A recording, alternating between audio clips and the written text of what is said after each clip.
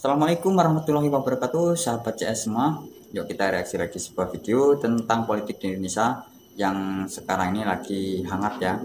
Lagi hangat tentang siapa yang akan menjadi presiden di tahun 2024. Seperti itu ya.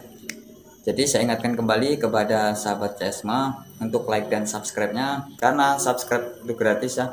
Jadi untuk sahabat semua mohon dukungannya untuk terus membangun channel ini. Dan yang berjumpa dengan channel ini, yuk sama-sama kita subscribe channel ini dan jangan lupa aktifkan tombol loncengnya ya.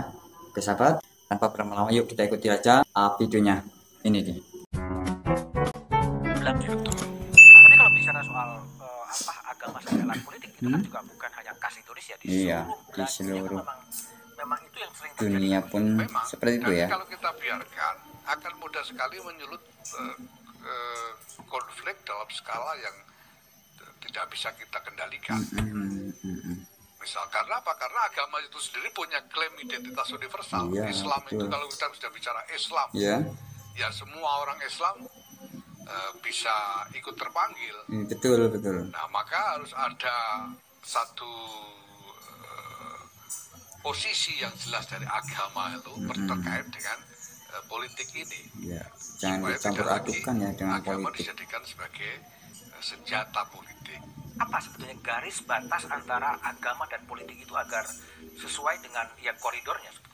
Ya, kalau kita melihat satu kelompok agama sebagai musuh dari kelompok agama kita, nah itu berarti sudah menjadikan agama sebagai senjata politik. Iya. Dan itu berbahaya sekali. Betul, karena sangat kalau misalnya berbahaya di Indonesia ini dinyatakan bahwa orang Kristen adalah musuhnya orang Islam, ya di mana-mana akan terjadi. Itu yang dilakukan oleh gerakan-gerakan teroris di seluruh dunia.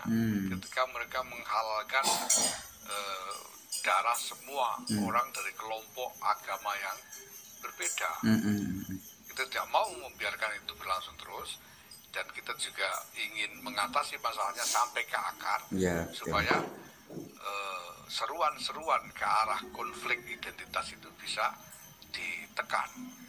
Kalau dalam konteks Indonesia, Gus, apakah juga Gus Yahya juga sudah menangkap bahwa ada upaya-upaya untuk menjadikan agama untuk kepentingan politik? Ya sudah jelas sudah terjadi toh. Kita tahu tahun 2017 itu terjadi, 2011 sudah lama, 2019 itu terjadi.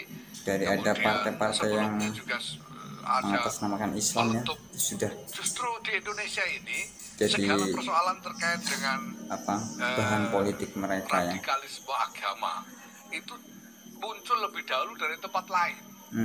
Tempat yang subur. Iya, dari dulu itu. Sekarang ini orang yang ribut-ribut tentang ISIS, kekhilafan, tentang negara Islam. Kita tahun 50-an sudah ada DITII. Darul Islam itu terjemahnya ya Islamic State itu.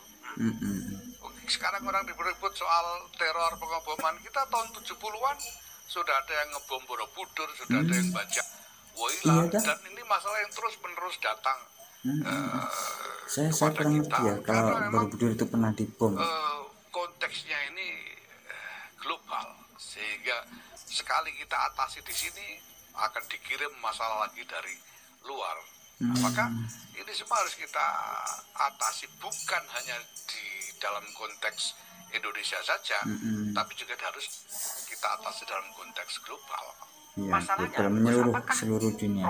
Problem tadi ya, kekerasan atas nama agama semata-mata karena problem agama atau ada problem ketidakadilan seperti yang terjadi?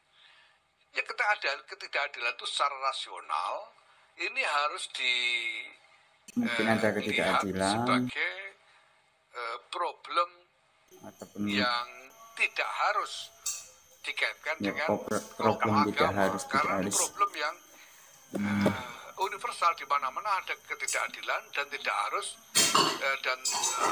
tidak bisa diklaim sebagai sesuatu yang terkait dengan kelompok atau identitas agama. Yang harus diperbaiki ya sistem yang tidak adil itu sendiri.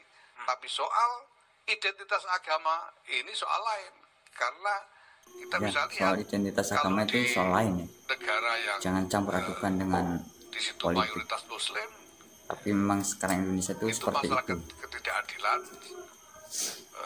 klaimnya seringkali ada pada kelompok Muslim. Tapi untuk lihat umat sekarang di Muslim India, yang mungkin orang-orang Hindu India itu juga punya lebih klaim perlakuan tidak hati-hati adil dari dalam berpolitik kelompok ya. Muslim dan seterusnya. Begitu juga di tempat-tempat yang lain. Kalau situasi ini kemudian terus terjadi dalam peneraman Gus Yahya, ini akan jadi seperti apa? Katakanlah konteksnya adalah Indonesia. Ya, konteksnya akan seperti apa? Ini akan jadi konflik yang tidak terkendali. Konflik yang tidak terkendali. Dan akan melahirkan ketidakadilan yang lebih kejam lagi. Wah, ini kalau bahaya kita ya. Biarkan misalnya kita biarkan sekarang akan terjadi ketidakadilan yang akan lebih bahaya lagi ya. Kelompok mayoritas Muslim di Indonesia ini untuk memusuhi kelompok non Muslim, ini tentu akan menjadi ketidakadilan yang lebih kejam. Karena praktek-praktek tidak adil yang sudah terjadi dalam sejarah ini sangat miris ya kalau kita reaksi tadi.